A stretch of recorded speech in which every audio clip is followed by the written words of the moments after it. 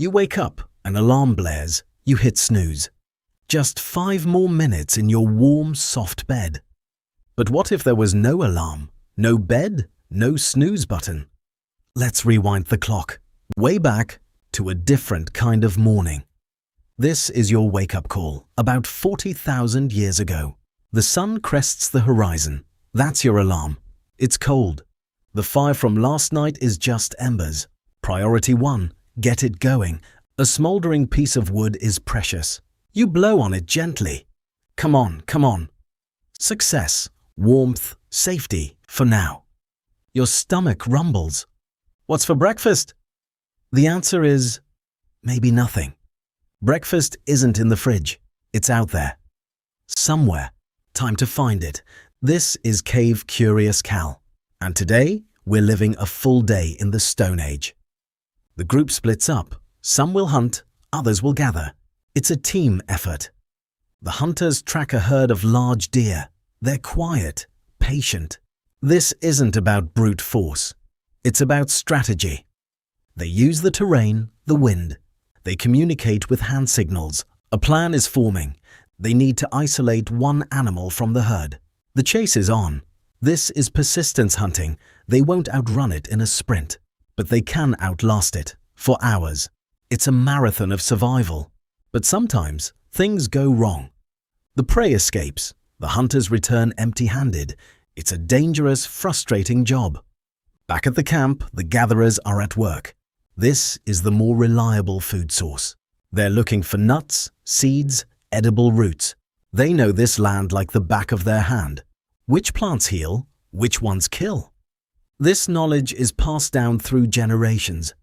A child watches an elder learning. But it's not just plants. Insects. A great source of protein. A grub might not look appetizing, but it's fuel. Every calorie counts. Let's look at the toolkit. No metal, no plastic, just stone, wood, and bone. Making a spearhead is an art form. It's called flint knapping. You need the right stone, a hard hammerstone, and a soft billet of antler or wood. The goal is to strike the flint at the perfect angle. Each strike flakes off a piece. Chip, chip, chip. One wrong move and the whole thing shatters. Hours of work gone in an instant. But a well-made point can be the difference between eating and starving. These weren't just tools, they were extensions of themselves. The spear for hunting, the scraper for cleaning hides, the awl for punching holes to make clothing. Life wasn't all grim survival though, there was downtime. What did they do without smartphones? They talked, they strengthened social bonds. Kids played, they mimicked the adults, learning through games. An elder teaches a younger member how to tie a strong knot. These small moments of connection were crucial. As dusk approaches, the groups return. The hunters were successful today. A deer is brought back to the camp. This food isn't for one person, it's for everyone. Sharing was the ultimate survival strategy. The fire roars to life, bigger and brighter now. It's the center of their world. It provides warmth, cooks food, and keeps predators at bay. The smell of roasting meat fills the air.